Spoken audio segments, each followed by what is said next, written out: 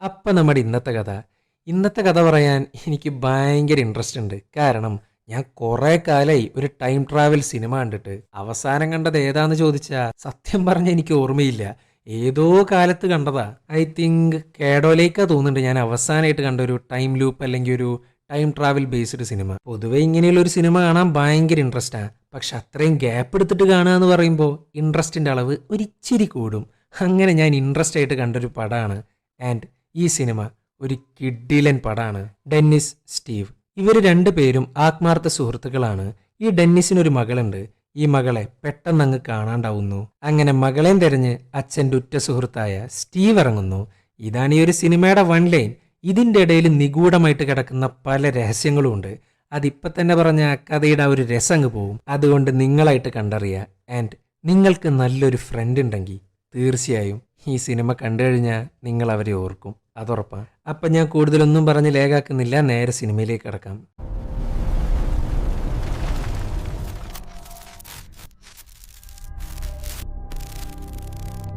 Louisiana എന്ന് പറയുന്ന ഒരു സ്ഥലം സാം, ലീന എന്നീ ദമ്പതികളെ കാണിച്ചുകൊണ്ടാണ് ഈ കഥയുടെ ആരംഭം.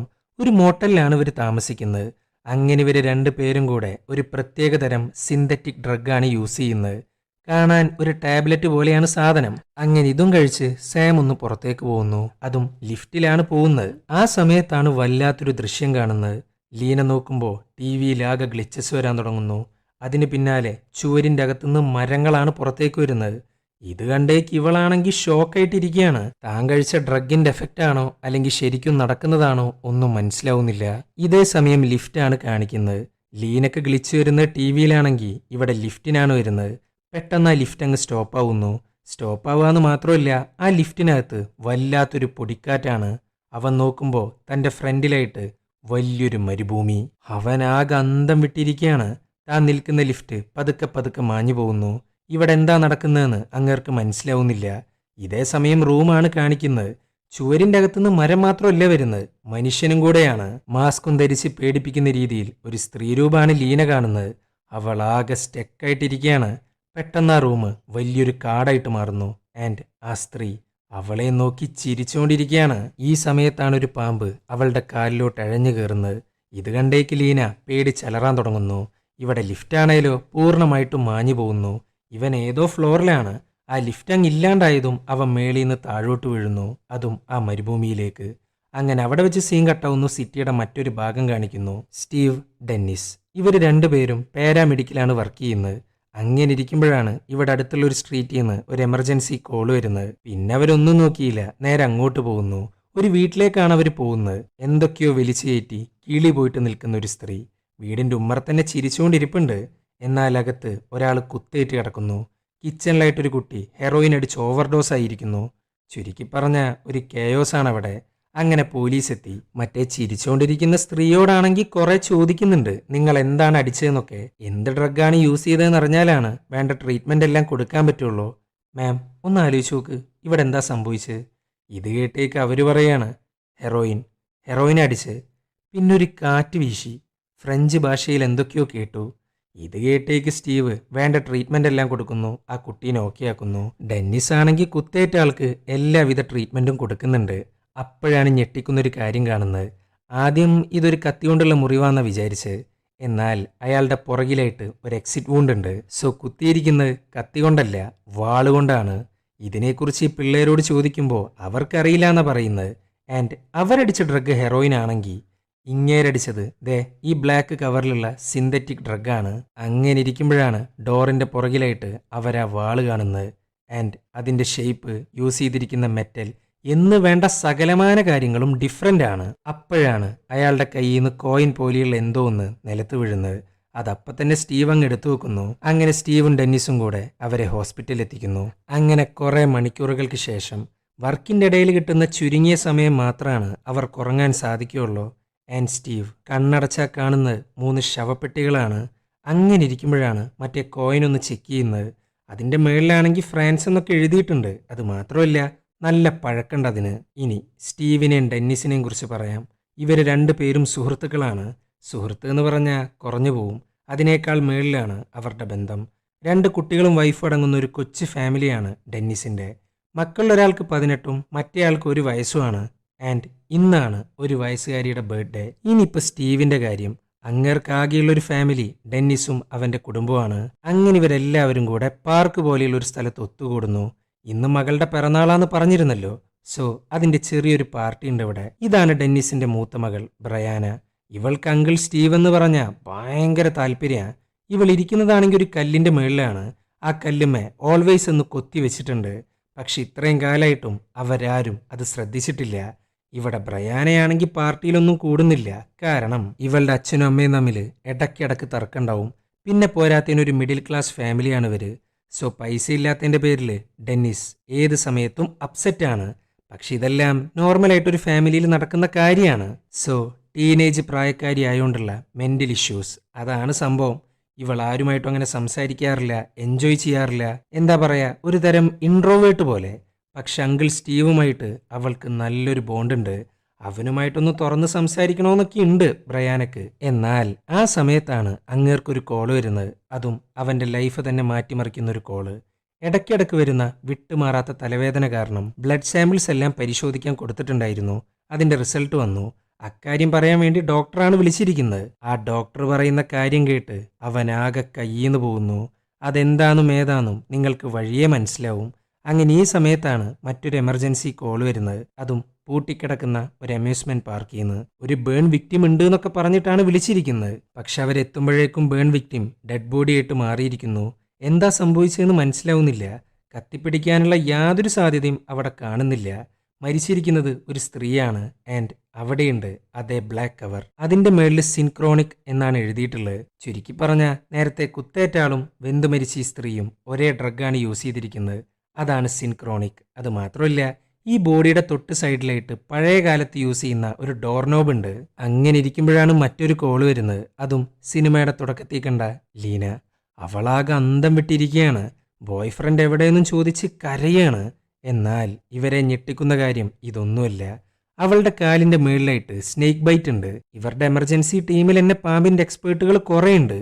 അവർ ഈ റൂം മൊത്തം സെർച്ച് ചെയ്യുന്നു. പാമ്പിന്റെ പൊടി പോലും കിട്ടുന്നില്ല. പക്ഷെ പാമ്പിന്റെ കടിയേറ്റ ഭാഗം വല്ലാതെ വീർത്തിരിപ്പുണ്ട്. ആൻഡ് ഈ പാമ്പിന്റെ വെനം പരിശോധിച്ചപ്പോൾ ഞെട്ടിക്കുന്നൊരു കാര്യമാണ് അവർ കണ്ടെത്തുന്നത്. Eastern diamond back rattle snake എന്ന് പറയുന്ന ഒരു പാമ്പുണ്ട്. പക്ഷേ ഈ ലൂസിയാനയിൽ അങ്ങനെ ഒരു പാമ്പില്ല. ഉണ്ടായിരുന്നു പതിറ്റാണ്ടുകൾക്ക് മുമ്പ്. ചുരുക്കി പറഞ്ഞ അവള് കണ്ട കാട്, സ്ത്രീ, പാമ്പ് ഇതെല്ലാം റിയലായിരുന്നു. പക്ഷെ എങ്ങനെ പതിറ്റാണ്ടുകൾക്ക് മുമ്പുള്ള പാമ്പ് ഇപ്പൊ വരിക എന്ന് പറയുമ്പോൾ അതിലെന്തൊക്കെയോ പ്രശ്നങ്ങളുണ്ട്. അങ്ങനെ ഈ സമയത്താണ് അതേ സിൻക്രോണിക്കിന്റെ കവർ കിട്ടുന്നത്. ഈ ഒരു ഡ്രഗാണ് 3 വിക്ടിംസിന്റെ കാര്യത്തിലും കോമൺ ആയിട്ട് കിട്ടുന്ന ഒരു കാര്യം. ആൻഡ് ഇവരെല്ലാവരും ചെറുപ്പക്കാരാണ്. അങ്ങനെ ഡെന്നിസ് ബാക്കിയുള്ള ടീംസിനായിട്ട് സാമിനെ തപ്പാൻ തുടങ്ങുന്നു. പക്ഷെ അവർ കണ്ടെത്തുന്നത് മരിച്ചു കിടക്കുന്ന സാമിനെയാണ്. അതും ഒരാൾ ഹൈറ്റിൽ നിന്ന് വീണ് മരിച്ചാൽ എങ്ങനെയുണ്ടാവും, ആ ഒരു രീതിയിലാണ് ബോഡി കിടക്കുന്നത്. ആകെ ചിന്ന ഭിന്നമായിട്ട്. ലിഫ്റ്റിന്റെ അടിയിലാണ് പുള്ളിക്കാരൻ കിടക്കുന്നത്. പക്ഷെ ഇങ്ങേരാണെങ്കിൽ ലിഫ്റ്റിനകത്ത് കയറിയതാണ്. അയാൾ എങ്ങനെയാണ് ലിഫ്റ്റിന്റെ അടിയിൽ പോകുന്നത് മനസ്സിലാവുന്നില്ല. ഈ സമയത്താണ് സ്റ്റീവിന് സിൻക്രോണിക് എവിടെ നിന്നാണോ മേടിച്ച് ആ കടയുടെ കവർ കിട്ടുന്നത്. അങ്ങനെ പിറ്റേ ദിവസമായി. ഡെന്നിസും ഭാര്യയും ആകെ ഡിസ്റ്റർബ്ഡ് ആയിട്ടിരിക്കുകയാണ്. ആ സമയത്താണ് ബ്രയാന നേരം വഴുകി വീട്ടിലോട്ട് വരുന്നത്. പക്ഷെ അവൾക്കാണെങ്കിൽ യാതൊരു കൂസലുമില്ല. ടീനേജ് പ്രായത്തിന്റെ ഓരോ കൺഫ്യൂഷനാണ് ബ്രയാനെ കാണിച്ചു കൂട്ടുന്നത്. അങ്ങനെ ഇരിക്കുമ്പോഴാണ് സ്റ്റീവ് ടെസ്റ്റ് റിസൾട്ട് വാങ്ങാനായിട്ട് ഹോസ്പിറ്റലിൽ പോകുന്നത്. അവിടെ വെച്ചാണ് അവൻ ആ മാരക സത്യം മനസ്സിലാക്കുന്നത്. സ്റ്റീവിന് ഇനി അധികകാലം ആയുസില്ല. പുള്ളിക്കാരന് ട്യൂമറാണ്. അതും പ്രത്യേകതയുള്ളൊരു ട്യൂമർ. പൈനിയൽ ഗ്ലാൻഡ് എന്ന് പറയുന്നൊരു ഗ്ലാൻഡ് എല്ലാവരുടെയും തലയിലുണ്ടാവും. അതിൻ്റെ മുകളിലാണ് ട്യൂമർ ബാധിച്ചിരിക്കുന്നത്. ടീനേജുകാരുടെ പൈനിയൽ ഗ്ലാൻഡിന് അധികം കട്ടിയുണ്ടായിരിക്കില്ല. എന്നാൽ വയസ്സ് പോകുന്തോറും പൈനിയൽ ഗ്ലാൻഡിൻ്റെ കട്ടി കൂടിക്കൊണ്ടേയിരിക്കും. അവിടെയാണ് ട്വിസ്റ്റ്. ഇങ്ങേർക്ക് ഇത്രയും വയസ്സായി, പക്ഷെ പൈനിയൽ ഗ്ലാൻഡ് സ്റ്റിൽ ചെറുപ്പായിട്ടാണ് ഇരിക്കുന്നത്. അതായത് ടീനേജ് പ്രായക്കാരുടെ അതേ പൈനിയൽ ഗ്ലാൻഡ് ആണ് ഇങ്ങേർക്കും. ഇന്നേ വരെ ഡോക്ടർമാരാരും ഇങ്ങനൊരു പ്രതിഭാസം കണ്ടിട്ടില്ല. ആൻഡ് ഈ പ്രായം കുറഞ്ഞ പൈനിയൽ ഗ്ലാൻഡ് ആണ് അവൻ്റെ ആയുസ്സിനെ കുറച്ചുകൊണ്ടിരിക്കുന്നതും. കുട്ടികൾക്ക് ട്യൂമർ വന്നാൽ അറിയാലോ, അധികകാലം ജീവിക്കാൻ പറ്റില്ല. അപ്പം പിന്നെ അതേ പൈനിയൽ ഗ്ലാൻഡുള്ള സ്റ്റീവിൻ്റെ അവസ്ഥ പറയണ്ടല്ലോ. സോ എത്രയും വേഗം റേഡിയേഷൻ ട്രീറ്റ്മെൻറ്റ് ആരംഭിച്ചില്ലെങ്കിൽ കാര്യങ്ങളെല്ലാം കയ്യിൽ നിന്ന് പോവും. അതും മാക്സിമം 6 ആഴ്ചക്കുള്ളിൽ. ഇത് കേട്ടേക്ക് ഇവനാണെങ്കിൽ ഷോക്കായിട്ടിരിക്കുകയാണ്. എന്താ ചെയ്യേണ്ടതെന്ന് ഒരു പിടുത്തൂല്ല. ഡെന്നിസിനോട് പറയണോ അറിയില്ല. അങ്ങേർക്കൊന്നിനും ഒരു ധൈര്യം കിട്ടുന്നില്ല. കണ്ണടച്ചാൽ കാണുന്നതാണേലോ 3 ശവപ്പെട്ടികളും. അത് തന്നെയാണ് റിപ്പീറ്റ് അടിച്ച് കണ്ടുകൊണ്ടിരിക്കുന്നത്. അങ്ങനെ പിറ്റേ ദിവസമായി. ഈ ട്യൂമർ ഉള്ളതുകൊണ്ട് ഭയങ്കര പെയിൻ ഉണ്ടാവും. അതുകൊണ്ട് തന്നെ പെയിൻ കില്ലേഴ്സ് ആണ് താൻ കഴിച്ചുകൊണ്ടിരിക്കുന്നത്. ഇത് കണ്ടേക്ക് ഡെന്നിസ് ആണെങ്കിൽ എന്താ സംഭവം എന്നൊക്കെ കുറെ ചോദിക്കുന്നുണ്ട്. എന്നാൽ എത്ര ചോദിച്ചിട്ടും അവനൊന്നും പറയുന്നില്ല. അങ്ങനെ ഇരിക്കുമ്പോഴാണ് ഒരു എമർജൻസി കോൾ വരുന്നത്. കുറച്ച് തലതെറിച്ച പിള്ളേരുടെ പാർട്ടി. അവിടെ ഇല്ലാത്ത ഡ്രഗ്സ് ഇല്ല. ഹെറോയിൻ, കൊക്കെയിൻ എന്ന് വേണ്ട സകലമാന സാധനങ്ങളും ഉണ്ട്. ഓവറായിട്ട് കൊക്കെയിൻ അടിച്ച ടിം എന്ന വിദ്യാർത്ഥി കൊല്ലപ്പെട്ടു. അവിടെ ഇപ്പൊ ബാക്കിയുള്ള ദേ ഇവള് മാത്രം. അവളുടെ മൊഴിയനുസരിച്ച് ഒരാളും കൂടെ ബാക്കിയുണ്ട്. And she's missing. അവൾ അവസാനമായിട്ടിരുന്ന ചെയറിന്റെ മേളില് സിൻക്രോണിക്കിന്റെ ഒരു പാക്കറ്റും ഉണ്ട്. എടോ, കാണാതായ തന്റെ ഫ്രണ്ടിന്റെ പേരെന്താ? ബ്രയാന. ഇത് കേട്ടേക്ക് ഇവരാണെങ്കിൽ ആകെ പേടിച്ചിരിക്കുകയാണ്. ഡെന്നിസിന്റെ മകളെക്കുറിച്ചാണെങ്കിലോ പറയുന്നുണ്ടാവുക അറിയില്ല. അവരാകെ കൺഫ്യൂസ് ആയിട്ടിരിക്കുകയാണ്. അങ്ങനെ രാത്രിയായി. ബ്രയാന ഇതുവരെ വീട്ടിലെത്തിയിട്ടില്ല. സോ ആ പാർട്ടിയിലുണ്ടായിരുന്ന സിൻക്രോണിക് യൂസ് ചെയ്തിട്ടുള്ള ഒരേ ഒരു വ്യക്തി ബ്രയാനയാണ്. ഇതും കൂടെ ചേർത്ത് സിൻക്രോണിക് കേസിന്റെ എണ്ണം 4ആയി. എന്നാൽ മരിച്ച അവസ്ഥയിലോ അപകടം പിടിച്ച അവസ്ഥയിലോ വിക്ടിംസ് ഉണ്ടാവാറുണ്ട്. എന്നാൽ ബ്രയാനയുടെ കേസിൽ മാത്രം മിസ്സിംഗ് ആണ്. സോ ഇവർക്ക് എന്താ ചെയ്യേണ്ടതെന്നറിയില്ല. സ്റ്റീവ് ആണെങ്കിൽ ആകെ ഇല്ലാണ്ടായിട്ടാണ് ഇരിക്കുന്നത്. ട്യൂമർ, ബ്രയാന അങ്ങനെ എല്ലാം കൂടെ ഒരുമിച്ചാണ് വരുന്നത്. അങ്ങനെ സ്റ്റീവ് വേഗം തന്നെ സാമും ലീനയും സിൻക്രോണിക് വാങ്ങിച്ച കടയുണ്ടല്ലോ അങ്ങോട്ട് പോകുന്നു. ആ സാധനം വിൽക്കുന്ന ഇല്ലീഗലൊന്നുമില്ല. ഹെറോയിനും കൊക്കെയിനൊക്കെയാണ് ഇല്ലീഗല്. അങ്ങനെ സ്റ്റീവ് ആ കടയിലുണ്ടായിരുന്ന മുഴുവൻ സിൻക്രോണിക്കും വാങ്ങിക്കുന്നു. മാം, നിങ്ങൾക്ക് ഈ സാധനം ഇനി സ്റ്റോക്ക് വരാനുണ്ടോ? ഇല്ല സർ, ഇതിപ്പോ നിർത്തി, ഇറങ്ങുന്നില്ല. എന്താ കാര്യമൊന്നും അറിയില്ല, പക്ഷെ സാധനം ഡിസ്കണ്ടിന്യൂഡായി. നിന്റെയൊക്കെ ഒരു സിൻക്രോണിക്ക് ഈ സാധനം കാരണം ഓരോരുത്തർ കിളി പോയിട്ടാണ് നടക്കുന്നത് എന്നൊക്കെ പറഞ്ഞ് ചൂടായിട്ടാണ് സ്റ്റീവ് ഇറങ്ങിപ്പോകുന്നത്. അപ്പോഴാണ് മാക്സ് എന്ന് പറയുന്ന ഒരുത്തൻ ഇതേ ഡ്രഗിനു വേണ്ടി അങ്ങോട്ട് വരുന്നത്. എന്നാൽ മുഴുവൻ സിൻക്രോണിക്കും ഇപ്പൊ സ്റ്റീവിന്റെ കയ്യിലാണുള്ളത്. പിന്നെ മാക്സ് ഒന്നും നോക്കിയില്ല, സ്റ്റീവിന്റെ പിന്നാലെ പോകുന്നു. സർ, നിങ്ങൾക്ക് ഈ സാധനം വേണ്ടെങ്കിൽ എനിക്ക് തന്നൂടെ? ഞാനൊരു $2000 തരാം. ഒറ്റയടിക്ക് $2000 പുള്ളിക്കാരൻ ഓഫർ ചെയ്യുന്നത്. എന്നാൽ സ്റ്റീവ് ഒന്ന് പോയേടാന്നും പറഞ്ഞ് വണ്ടിയും കൊണ്ട് പോകുന്നു.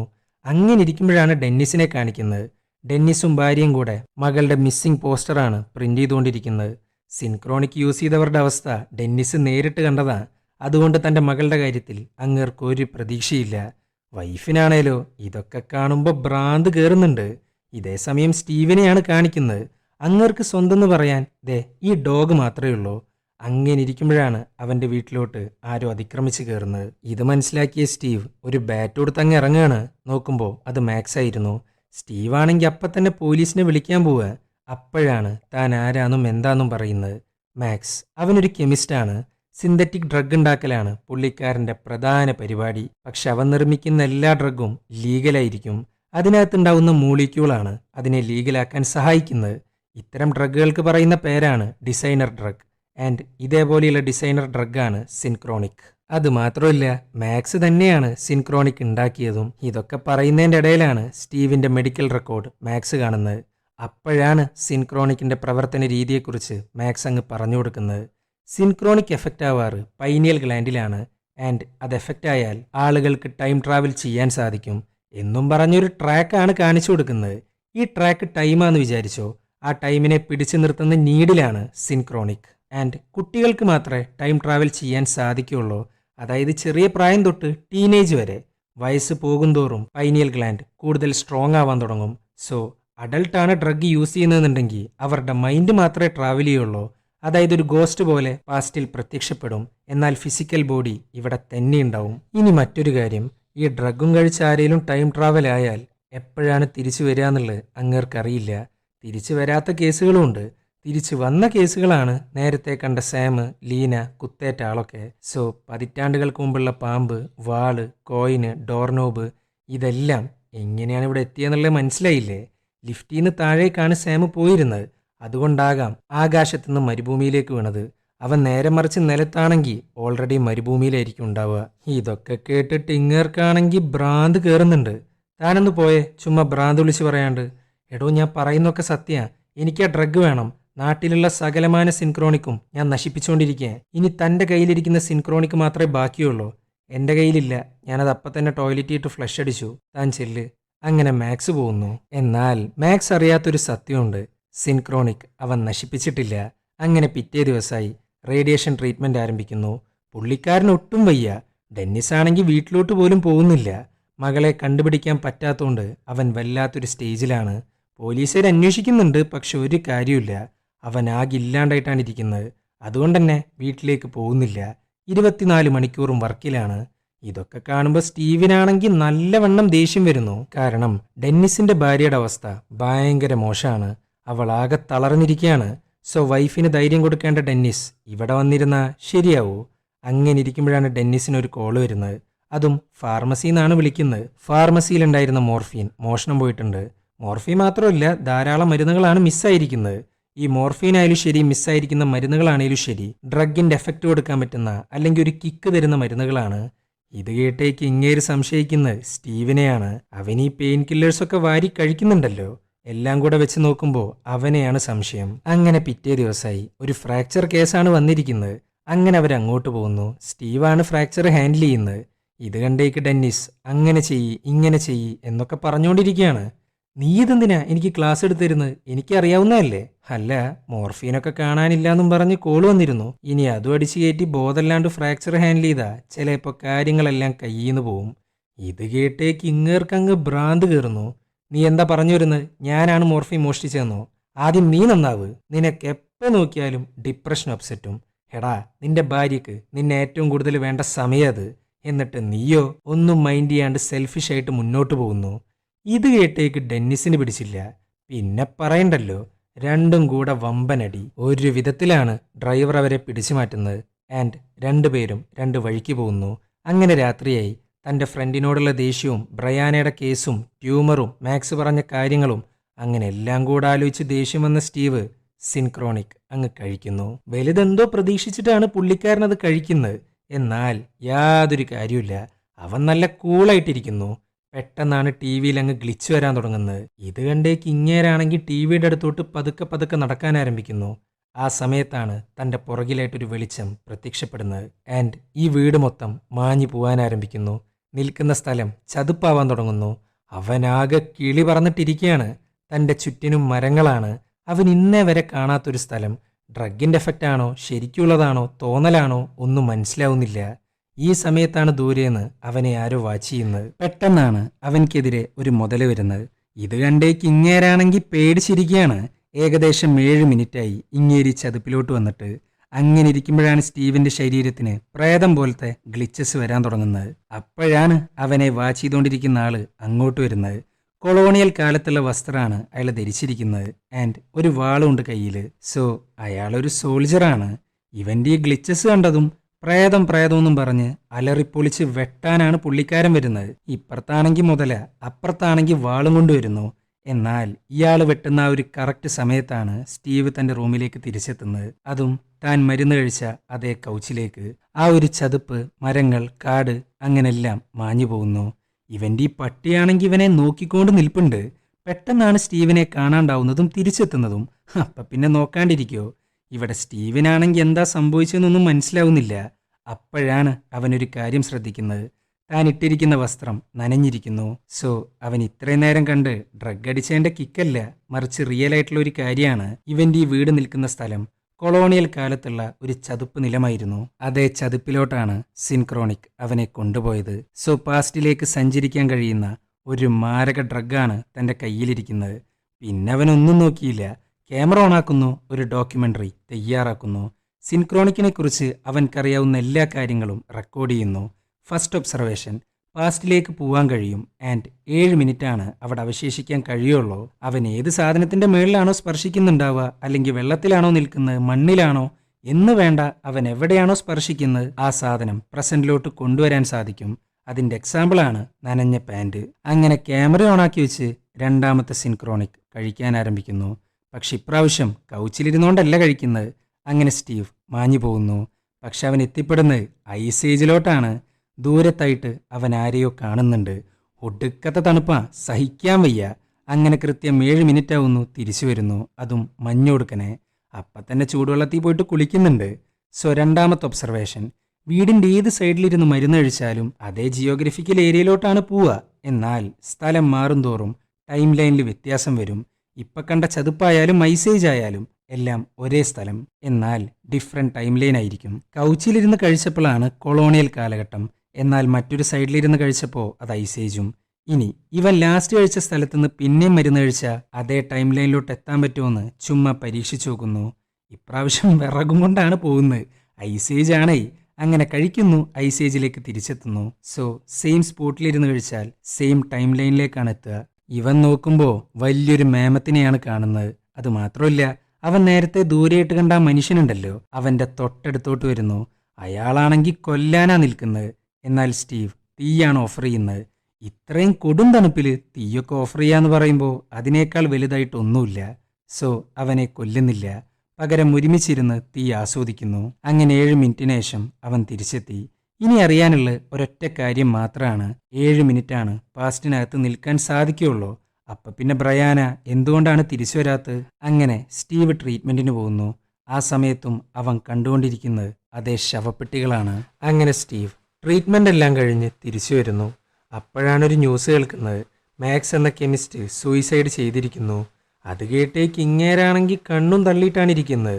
മാക്സ് എല്ലാ സിൻക്രോണിക്കും നശിപ്പിച്ചതിന് ശേഷം സൂയിസൈഡ് ചെയ്തു. അവൻക്ക് അത്രയും കുറ്റബോധമുണ്ട്. അത്രയും പേരുടെ ലൈഫാണ് അവൻ കാരണം ഇല്ലാണ്ടായത്. ആൻഡ് എങ്ങനെയാണ് സിൻക്രോണിക് ഒരു ടൈം ട്രാവൽ ഡ്രഗായിട്ട് മാറിയെന്നറിയണ്ടേ? കാലിഫോർണിയ ഡെസേർട്ടിൽ നിന്ന് കിട്ടിയ വളരെ റയർ ആയിട്ടുള്ള മിസ്റ്റിക്കൽ ആയിട്ടുള്ള ഒരു റെഡ് ഫ്ലവർ ഉണ്ട്. അതിൽ നിന്നാണ് അവൻ ഈ സാധനം നിർമ്മിച്ച്. ഇനി സ്റ്റീവിൻ്റെ കയ്യിൽ ആകെക്കൂടെ ബാക്കിയുള്ള 5 സിൻക്രോണിക്കാണ്. ആൻഡ് അവൻ കണ്ടെടുത്ത കോയിൻ, വാള്, ഡോർനോബ് ഇതെല്ലാം ടൈം ട്രാവൽ ചെയ്യുന്ന ആളുകൾ സ്പർശിച്ചിട്ടുണ്ടാവും. അതുകൊണ്ടായിരിക്കാം ഈ സാധനങ്ങളെല്ലാം ഇങ്ങോട്ട് എത്തിയിട്ടുള്ളത്. ജീവൻ ഇല്ലാത്തൊരു സാധനത്തിന് പ്രസന്റിലേക്ക് വരാൻ പറ്റുമെങ്കിൽ എന്തുകൊണ്ട് ലിവിങ് തിങ്സിന് പറ്റിക്കൂടാ?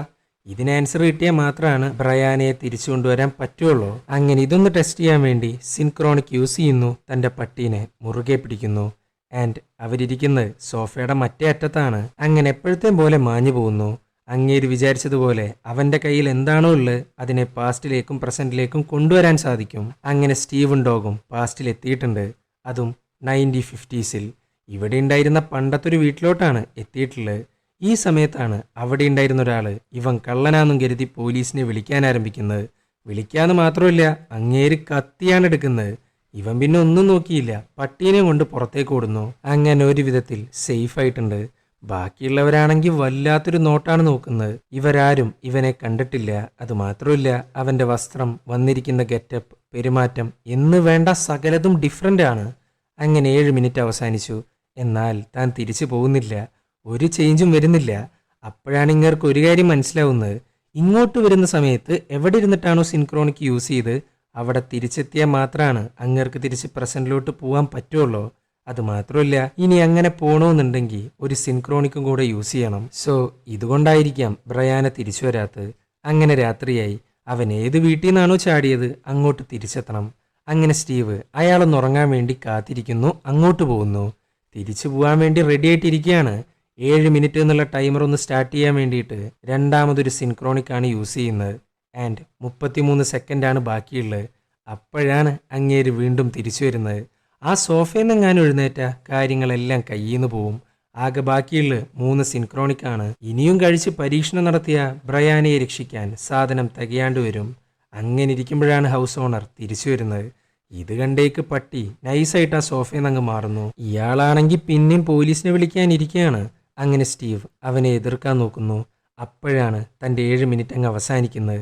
പക്ഷെ അപ്പോഴും ഗ്ലിച്ചസ് മാത്രമാണ് വരുന്നത്. താൻ തിരിച്ചു പോകുന്നില്ല. ചുരുക്കി പറഞ്ഞാൽ സോഫയിലിരുന്നാൽ മാത്രമാണ് തിരിച്ചു പോകാൻ സാധിക്കുകയുള്ളൂ. അങ്ങനെ സ്റ്റീവ് വേഗം തന്നെ സോഫയിലേക്ക് തിരിച്ചു പോകുന്നു. പക്ഷേ ഈ പട്ടിയാണെങ്കിൽ എത്ര വിളിച്ചിട്ടും വരുന്നില്ല. അങ്ങനെ സ്റ്റീവ് ഒരു വിധത്തിലാണ് അവൻ്റെ കയറങ്ങ് പിടിച്ചു വെക്കുന്നത്. ആ ഒരു കറക്റ്റ് സമയത്താണ് പോലീസുകാർ വരുന്നതും ഷൂട്ട് ചെയ്യുന്നതും. എന്നാൽ എന്തോ ഭാഗ്യത്തിന് അവർ തിരിച്ചെത്തുന്നു. ആ ബുള്ളറ്റ് കയറിയില്ല എന്നർത്ഥം. എന്നാൽ സ്റ്റീവ് മാത്രമാണ് തിരിച്ചു വരുന്നത്, പട്ടിയില്ല.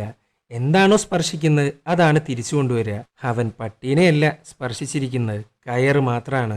സോ തൻ്റെ പട്ടി കൺമുന്നിൽ നിന്നങ്ങ് മാഞ്ഞു പോകുന്നു.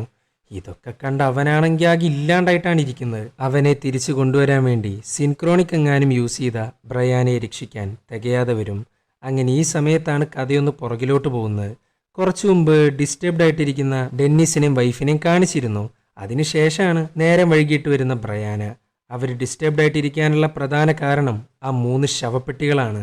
ആ സമയത്താണ് അതെന്താന്നും ഏതാന്നും നമുക്കങ്ങ് റിവീലാക്കി തരുന്നത്. സ്റ്റീവിന്റെ പേരൻസിന്റെ കല്ലറ, അതേപോലെ സിസ്റ്ററിന്റെ കല്ലറ കുറച്ച് ലൂട്ടേഴ്സ് വന്ന് മാന്തിയെടുത്തു. അങ്ങനെയാണ് ശവപ്പെട്ടികൾ പുറത്തേക്ക് വരുന്നത്. ആ ഒരു ദൃശ്യം സ്റ്റീവിന്റെ ഉള്ളിൽ ഇപ്പോഴും ഉണ്ട്. അതുകൊണ്ടാണ് താൻ നിരന്തരം കണ്ടുകൊണ്ടിരിക്കുന്നത്. അങ്ങനെ സ്റ്റീവ് ബ്രയാൻ അവസാനമായിട്ടിരുന്ന ചെയറിന്റെ അടുത്തോട്ട് പോകുന്നു. അതായത് മറ്റേ പാർട്ടി കണ്ടക്ട് ചെയ്ത ബിൽഡിങ്ങിലേക്ക്. ദേ ഈ കാണുന്ന ചെയറിന്റെ മേളിൽ നിന്ന് സിൻക്രോണിക്കിന്റെ കവർ കിട്ടുന്നത്. സോ ഇതിലിരുന്നോണ്ടാകണം അവൾ ആ ഡ്രഗ് യൂസ് ചെയ്തിട്ടുണ്ടാവുക. അങ്ങനെ സ്റ്റീവ് അവന്റെ സിൻക്രോണിക് അങ്ങ് യൂസ് ചെയ്യുന്നു. ഇനി വെറും 2 എണ്ണാണ് ബാക്കിയുള്ളത്. ഇപ്രാവശ്യം സ്റ്റീവ് എത്തിപ്പെടുന്നത് ഹിസ്റ്ററിയിൽ പോലും രേഖപ്പെടുത്താത്ത ഒരു ഏൻഷ്യൻ ട്രൈബൽ കാലഘട്ടത്തിലോട്ടാണ്. ഒരു മരത്തിന്റെ മേളിലാണ് എത്തുന്നത്. ഈ ചെയർ ഇരിക്കുന്നത് ഒരു ബിൽഡിങ്ങിന്റെ ബാൽക്കണിയിലാണ്. അതുകൊണ്ടാകണം അവൻ എത്തിപ്പെടുന്ന സ്ഥലം മരത്തിന്റെ മേളിലാവുന്നത്. അതായത് മറ്റേ ലിഫ്റ്റും മരുഭൂമിയും പോലെ. അങ്ങനെ സ്റ്റീവ് ബ്രയാനെ ഉറക്കെ വിളിച്ചു നോക്കുന്നു. അപ്പോഴാണ് അവനൊരു വെളിച്ചം കാണുന്നത്. ഒരു തീയിന് ചുറ്റും പ്രത്യേകതരം ഭാഷ സംസാരിക്കുന്ന മനുഷ്യർ. ഇവനെ കണ്ടതും പ്രേതത്തെ പിടിക്കുമെന്നും പറഞ്ഞ് അവനെ അങ്ങ് പിടിച്ചു വെക്കുന്നു. ഒരു വിധത്തിലാണ് സ്റ്റീവ് അവരുടെ കയ്യിൽ നിന്ന് രക്ഷപ്പെട്ടു ഓടുന്നത്. ആൻഡ് 7 മിനിറ്റ് കഴിയാറായി. എത്രയും വേഗം മരത്തിന്റെ മേളിൽ കയറിയില്ലെങ്കിൽ കാര്യങ്ങളെല്ലാം കയ്യിൽ നിന്ന് പോവും. വെറി പിടിച്ച ആൾക്കാരെ പോലെയാണ് അവർ പിന്നാലെ വരുന്നത്. അങ്ങനെ 7 മിനിറ്റ് അവസാനിച്ചു. ആ കസേര പ്രത്യക്ഷപ്പെടാൻ തുടങ്ങുന്നു. അതിന്റെ മേളിൽ കൈവച്ചതുകൊണ്ട് മാത്രം അവൻ പ്രസന്റിലോട്ട് തിരിച്ചെത്തി. അവൻ ആകെ പേടിച്ചു വിറച്ചിരിക്കുകയാണ്. ഈ സമയത്താണ് ബ്രയാനയുടെ ഫ്രണ്ട് അങ്ങോട്ട് വരുന്നത്. ബ്രയാനയെ കാണാണ്ടാവുമ്പോൾ ഇവള് തന്നെയായിരുന്നു ഈ ബിൽഡിങ്ങിലുണ്ടായിരുന്നത്. എടോ താനെന്തീ ചെയ്യുന്നത്? ബ്രയാന മിസ്സാവുന്നതിന് മുമ്പ് ഈ ചെയറിലായിരുന്നില്ലേ? അല്ല, അവളിവിടുന്ന് എങ്ങോട്ടോ പോയിരുന്നു, പിന്നീടാണ് മിസ്സായത്. സോ ലൊക്കേഷൻ ഇതല്ല. സിൻക്രോണിക്കിന്റെ പാക്കറ്റും പൊട്ടിച്ച് മറ്റേതോ ലൊക്കേഷനിൽ പോയിട്ടാണ് അത് കഴിച്ചിരിക്കുന്നത്. ആ സ്ഥലം കണ്ടെത്തിയാലേ ഇനി രക്ഷയുള്ളൂ. പക്ഷെ അതിനു മുമ്പ് ഡെന്നിസുമായിട്ടുള്ള പ്രശ്നം പറഞ്ഞു തീർക്കണം. അങ്ങനെ ഡെന്നിസിനെ കാണാൻ പോകുന്നു. അവനാണെങ്കിൽ വല്ലാത്തൊരവസ്ഥയിലാ. ബ്രയാനയുടെ കാര്യം പറഞ്ഞ് കരഞ്ഞുകൊണ്ടിരിക്കുകയാണ്. അങ്ങനെ സ്റ്റീവ് അവനെ ആശ്വസിപ്പിക്കുന്നു. ആശ്വസിപ്പിക്കാന്ന് മാത്രമല്ല, ട്യൂമറിനെ കുറിച്ച് തുറന്നു പറയുന്നു. ഇത് കേട്ടേക്ക് അവനാണെങ്കിൽ ഷോക്കായിട്ടാണ് ഇരിക്കുന്നത്.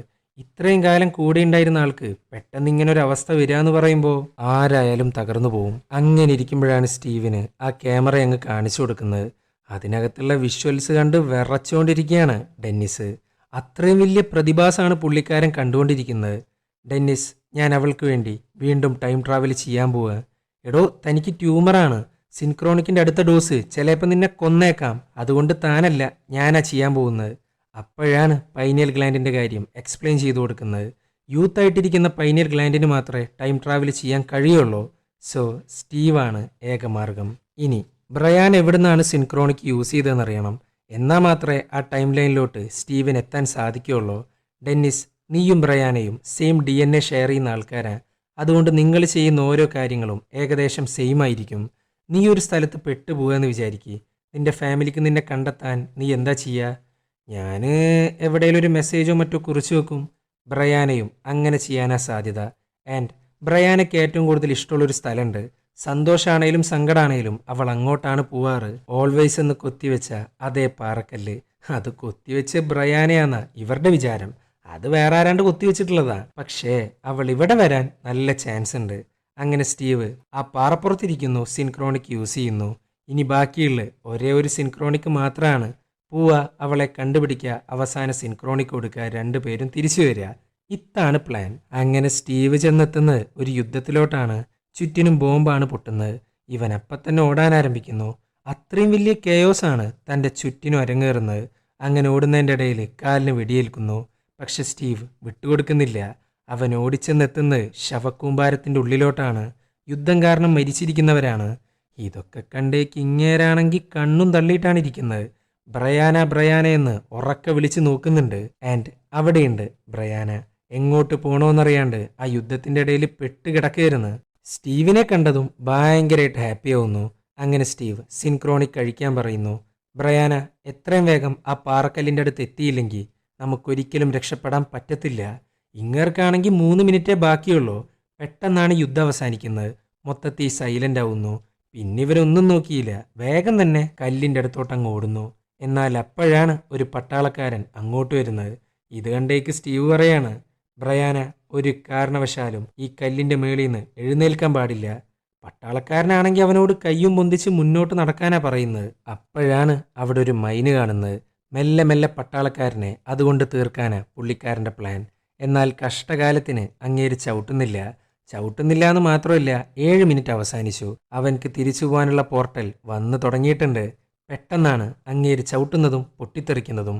സോ പട്ടാളക്കാരൻ്റെ കാര്യത്തിൽ ഒരു തീരുമാനമായി. എന്നാൽ ബ്രയാന ഇവൻ കൊന്ന പോർട്ടൽ കാരണം പ്രസന്റിലേക്ക് തിരിച്ചെത്തി. ഇങ്ങേർക്കിനി തിരിച്ചു പോവാൻ സിൻക്രോണിക്കുമില്ല, സ്പർശനം കൊണ്ടെത്തിക്കാൻ ബ്രയാനയില്ല. ചുരുക്കി പറഞ്ഞ ആ പാസ്റ്റിൽ അയാൾ കുടുങ്ങിയിരിക്കുന്നു. എന്താ ചെയ്യേണ്ടതെന്നറിയാണ്ട് ആ പാറക്കല്ലിന്റെ മേളിൽ ഇരിക്കുകയാണ് അവൻ. അപ്പോഴാണ് ആ കല്ല് കാണിക്കുന്നത്. അതിന്റെ മേളിൽ ഓൾവേസ് എന്ന് കൊത്തി വെച്ചിട്ടില്ല. ചുരുക്കി പറഞ്ഞ ആ മെസ്സേജ് കൊത്തിവെക്കാൻ പോകുന്നത് സാക്ഷാൽ സ്റ്റീവാണ്. അതായത് ഇറ്റ്സ് എ ടൈം ലൂപ്പ്. ഇവൻ കൊത്തിവെക്കുന്ന മെസ്സേജാണ് കാലങ്ങൾക്ക് ശേഷം നേരെ പ്രസന്റിലോട്ട് വരുന്നത്. ആൻഡ് ഒരു ലൂപ്പ് പോലെ ഇതേ സെയിം കാര്യമാണ് റിപ്പീറ്റ് അടിച്ചുകൊണ്ടിരിക്കുന്നത്. ഇവിടെ ബ്രയാനയാണെങ്കിൽ തിരിച്ചെത്തിയിട്ടുണ്ട്, എന്നാൽ സ്റ്റീവ് എത്തിയിട്ടില്ല.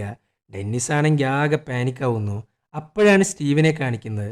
അതും ആ പാറക്കല്ലിന്റെ മേളിൽ ഒരു പ്രേതത്തെ പോലെ. അതായത് മാഞ്ഞു പോകുന്നതിന് മുമ്പുള്ള അവസാന കാഴ്ച. തൻ്റെ സുഹൃത്തിനു വേണ്ടി സ്വന്തം ട്രീറ്റ്മെൻറ്റ്, ലൈഫ് എല്ലാം ത്യാഗം ചെയ്തു. ഡെന്നിസ് ആകെ തകർന്നിരിക്കുകയാണ്. ആൻഡ് അവരവസാനമായിട്ട് കൈയൊടുക്കുന്നു. ഈ ഒരു പോയിന്റ് വെച്ചിട്ടാണ് ഈ ഒരു സിനിമ അങ്ങ് അവസാനിക്കുന്നത്. അപ്പോൾ വീഡിയോ ഇഷ്ടപ്പെട്ടാൽ ലൈക്ക് ചെയ്യുക. കൂടുതൽ വീഡിയോകൾക്കായി ചാനൽ സബ്സ്ക്രൈബ് ചെയ്യുക. അപ്പോൾ ബൈ.